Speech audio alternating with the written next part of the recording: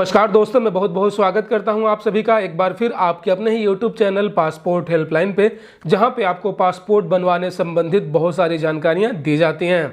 और दोस्तों, अगर आपने भी पहली बार बिल्कुल फ्रेश पासपोर्ट के लिए अप्लाई किया है, जाने वाले हैं अपॉइंटमेंट सेंटर पे, PSK या फिर पोस्ट ऑफिस पासपोर्ट सेवा केंद्र पे, तो ये वीडियो जो है आपके लिए काफ़ी ज़्यादा इम्पोर्टेंट होने वाला है। क्योंकि दोस्तों, जब भी आप अपॉइंटमेंट सेंटर पे जाते हैं तो वहाँ पे कुछ ऐसे बातें हैं जिसका आपको ध्यान रखना बेहद ज़रूरी होता है। अगर आप यहाँ पे थोड़ा सा भी कुछ मिस्टेक कर देते हैं, आइदर आपका कुछ डॉक्यूमेंट में मिस्टेक हो गया या फिर आपने एप्लीकेशन में कुछ ऐसे एरर कर दिए हैं, उसके ऊपर आप जो डॉक्यूमेंट लेकर जा रहे हैं, ठीक है, तो अगर यहाँ पे कुछ भी डिसबैलेंस होता है तो यहाँ पे मैक्सिमम चांसेस हैं कि आपका जो अपॉइंटमेंट है वो होल्ड हो जाएगा, आपकी एप्लीकेशन को आगे कंसीडर नहीं किया जाएगा। आपको फिर से दोबारा जो है अपने डॉक्यूमेंट्स को करेक्ट करके अपॉइंटमेंट सेंटर पे जाना होगा। तमाम आपको जो है एक्स्ट्रा आपको लोड पड़ेगा, भाग दौड़ बढ़ जाएगी। ऐसे में दोस्तों, आपको अपनी ओर से बिल्कुल फिट एंड फाइन होकर अपॉइंटमेंट सेंटर पे जाना है, ताकि आपको किसी प्रकार का कोई भी असुविधा का सामना करना ना पड़े।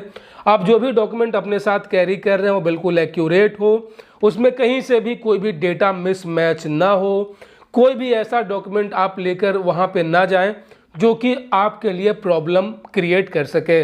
ऐसे में दोस्तों, आज के इस वीडियो में आपको कंप्लीट इन्फॉर्मेशन देने वाला हूँ आपको PSK अपॉइंटमेंट के लिए। सो बेसिकली दोस्तों, PSK अपॉइंटमेंट एक तरीके से फिजिकल अपॉइंटमेंट होता है, जहाँ पे जो बंदे जिसने अपने पासपोर्ट के लिए अप्लाई किया है उसको फिजिकली वहाँ पे, मतलब कि सशरीर, ठीक है, वहाँ पे जाना होता है, अपनी हाजिरी लगानी होती है। क्योंकि उससे पहले का जो सारा प्रोसेस है, बात करें पासपोर्ट अप्लाई करने का, तो ये सारा प्रोसेस जो है ऑनलाइन है। इसके लिए आपको कहीं जाने की ज़रूरत नहीं पड़ती है। आप चाहें तो घर बैठे अपने मोबाइल से, अपने कंप्यूटर, लैपटॉप से खुद अपने पासपोर्ट के लिए अप्लाई कर सकते हैं।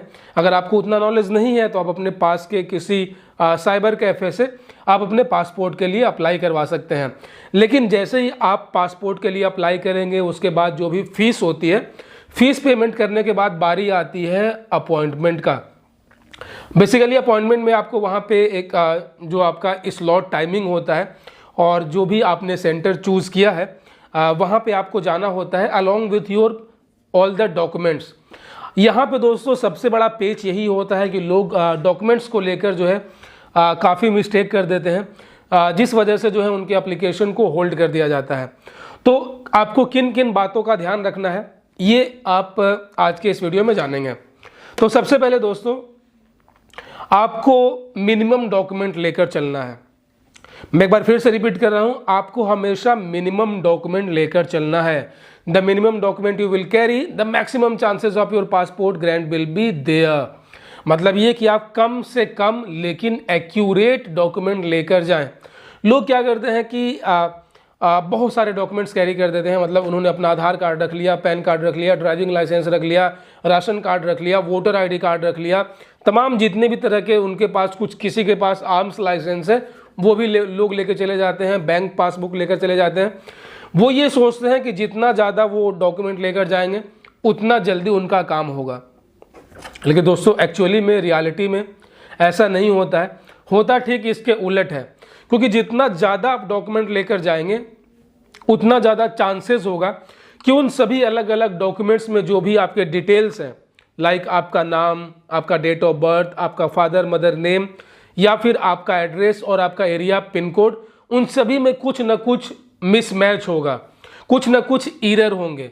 कहने का मतलब ये कि आपके आधार कार्ड का जो एड्रेस है वो कुछ और है, और साथ ही साथ जो आपका वोटर ID कार्ड है उसमें आपका एड्रेस में कुछ और मेंशन है।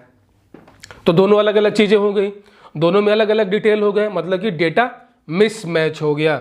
अब वहाँ पे क्या है कि आपका कोई एक एड्रेस को ही वो लोग कंसीडर करेंगे ना, तो वो कभी भी दो ऐसे डॉक्यूमेंट्स को कैसे एक्सेप्ट कर सकते हैं जिसमें दो अलग अलग जानकारी हो। सपोज करें कि आपके पैन कार्ड पे आपका डेट ऑफ बर्थ कुछ और है, आपके आधार कार्ड पे डेट ऑफ बर्थ कुछ और है, तो डेटा मिसमैच हो गया, तो वहाँ पे आपका एप्लीकेशन होल्ड हो गया।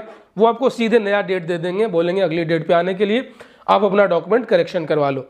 इसीलिए दोस्तों, यहाँ पे टिप नंबर 1, आपने अपने आवेदन में जो भी डिटेल्स भरे हैं, जैसे कि आपने अपने नाम का जो स्पेलिंग भरा है, आप वही डॉक्यूमेंट लेकर जाएं जिसमें आपके नाम का पूरा स्पेलिंग A to Z बिल्कुल सही हो। आपने अपना जो डेट ऑफ बर्थ भरा है वही डॉक्यूमेंट लेकर जाएं जिस पे आपका डेट ऑफ बर्थ बिल्कुल एक्यूरेट हो।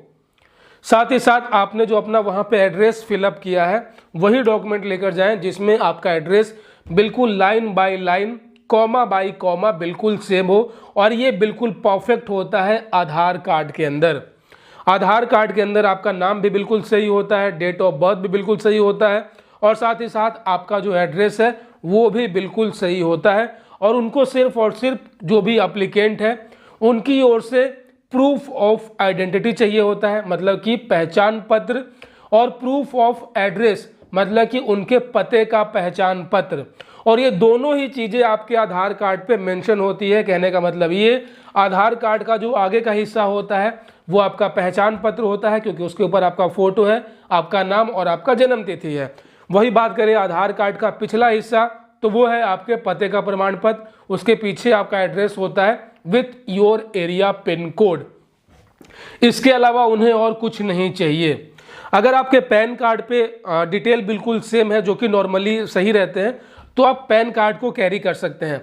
लेकिन कभी भी दोस्तों मैं आपको रिकमेंड नहीं करूंगा कि कभी भी आप अपने वोटर आईडी कार्ड को लेकर जाएं, क्योंकि वोटर आईडी कार्ड एक ऐसा डॉक्यूमेंट है जिसमें मैंने देखा है कि 99% लोगों का कुछ न कुछ मिस्टेक हो जाता है। लाइक एड्रेस कंप्लीट नहीं है, कॉमा ज़्यादा हो गया, पिन कोड सही नहीं है, तो ये एक एक्स्ट्रा बर्डन क्रिएट करता है, ये प्रॉब्लम क्रिएट करता है आपको पासपोर्ट सेवा केंद्र के अंदर अपॉइंटमेंट के टाइम पे। दूसरा, बहुत सारे लोग ये गलती करते हैं कि वो फोटो कॉपी लेकर चले जाते हैं। दोस्तों मैं आपको यहाँ पे बता दूं, पासपोर्ट सेवा केंद्र के अंदर आपको जो भी डॉक्यूमेंट्स कैरी करने हैं वो सभी बिल्कुल ओरिजिनल फॉर्म के अंदर होने चाहिए। वहाँ पे कोई भी डुप्लीकेट, कोई भी फोटो कॉपी वहाँ पे नहीं चलता है। ठीक है, तो इस बात का बिल्कुल अच्छे तरीके से ध्यान रखेंगे। आपको अपना आधार कार्ड बिल्कुल ओरिजिनल लेकर जाना है। ओरिजिनल मतलब कि जो हार्ड कॉपी होता है, भले ही वो साइबर कैफे से प्रिंट आउट हो, लेकिन आपको A4 साइज पे प्रिंट आउट लेकर नहीं ले जाना है। वो बिल्कुल कलर्ड और हार्ड फॉर्म में होना चाहिए। पैन कार्ड बिल्कुल ओरिजिनल होना चाहिए। ठीक है, ई पैन कार्ड नहीं चलेगा, मोबाइल में फोटो नहीं चलेगा। आप अपने मोबाइल में आधार कार्ड लेकर जाएंगे, कैरी करेंगे, वो नहीं चलेगा। मोबाइल में पैन कार्ड नहीं चलेगा। साथ ही साथ डिजी लॉकर, लोग डिजी लॉकर को लेकर भी कंफ्यूज रहते हैं। दोस्तों मैं बता दूं कि यहाँ पे पासपोर्ट के मैटर में डिजी लॉकर वैलिड नहीं है। ठीक है, तो यहाँ पे डिजी लॉकर नहीं चलेगा। आपको डिजी लॉकर के भरोसे नहीं जाना है, क्योंकि वहाँ पे जो भी पासपोर्ट ग्रांटिंग ऑफिसर्स होते हैं वो किसी का मोबाइल हाथ में नहीं लेते हैं। ठीक है, और वो वहाँ पे उतनी बात सुनते भी नहीं। आप भले उनको कितना भी एक्सप्लेनेशन दे दो कि सर डिजी लॉकर तो वैलिड है, डिजी लॉकर तो सरकारी है, वो भाई वहाँ पे किसी की सुनते ही नहीं है, वो आपका मोबाइल फेंक देंगे। ठीक है, तो डिजी लॉकर अपनी जगह पे है, लेकिन आपको डॉक्यूमेंट्स ओरिजिनल कैरी करने हैं। ओरिजिनल आधार कार्ड हो गया, ओरिजिनल पैन कार्ड हो गया। साथ ही साथ लोग यहाँ पे भारी मिस्टेक ये करते हैं, अगर आप ECNR पासपोर्ट मतलब कि नॉन ECR पासपोर्ट के लिए अप्लाई कर रहे हैं तो आपको अपने 10th का मार्कशीट बिल्कुल ओरिजिनल फॉर्म में लेकर जाना है। कोई भी फोटोकॉपी नहीं, कोई भी डुप्लीकेट नहीं। ठीक है, अगर आपका मार्कशीट गुम हो गया है, चोरी हो गया है, या फिर कॉलेज में जमा है, आपके पास सिर्फ उसका फोटोकॉपी है, तो आप ECR पासपोर्ट अप्लाई करो, क्योंकि वो आपके एज ए डॉक्यूमेंट में कंसीडर नहीं किया जाएगा, आपकी एप्लीकेशन को होल्ड कर दिया जाएगा। ठीक है, तो दोस्तों ये बात आप बिल्कुल ध्यान से सुने और हमेशा अपने माइंड में रखें कि आपको जो भी डॉक्यूमेंट्स कैरी करने हैं, 10th का मार्कशीट हो गया, आधार कार्ड हो गया, पैन कार्ड हो गया, ये बिल्कुल ओरिजिनल होना चाहिए। उसके बाद आपको कभी भी लाइट कलर के कपड़े पहनकर नहीं जाना चाहिए। हालांकि ये सर्कुलर नहीं है, चलेगा, लेकिन इससे नुकसान ये है कि आपका फोटो जो है वो विजिबल नहीं होगा पासपोर्ट पे, क्योंकि पासपोर्ट पे जो भी आपके फोटो लिए जाते हैं उसका बैकग्राउंड वाइट होता है। अगर आप वाइट कपड़े पहनकर जाएंगे तो आपका बैकग्राउंड के साथ ही आपका जो वाइट कलर का कपड़ा है वो मैच हो जाएगा। आपका सिर्फ मुंडी दिखेगा, आपका इतना शक्ल दिखेगा, जो कि बहुत ही भद्दा लगता है। तो आप कोशिश करें कि डार्क कपड़े पहनकर जाएं, जैसा कि मैं पहन रखा हूं बिल्कुल ब्लैक। अगर आप ब्लैक कलर पहनकर जाते हैं तो आपका फोटो काफ़ी अच्छा आएगा, और साथ ही साथ आपका फ्यूचर में कभी आप ट्रैवल करेंगे तो कोई प्रॉब्लम नहीं होगा, क्योंकि अगर आप वाइट कपड़ा पहन कर जाएंगे, केवल आपका फेस दिखेगा, तो बहुत सारे ऐसे कंट्री हैं जो आपको वीज़ा जो है आपका अप्रूव नहीं करेंगे। तो ये इन बातों का आपको ध्यान रखना है। मिनिमम डॉक्यूमेंट लेकर चलने हैं, ठीक है। वोटर आईडी कार्ड नहीं लगाना है, और सारे डॉक्यूमेंट जो हैं वो आपको ओरिजिनल फॉर्म में लेकर जाने हैं। और आपके पास जितने भी डॉक्यूमेंट्स हैं वो आप संभाल के रखो, पुलिस वेरिफिकेशन में काम आएगा।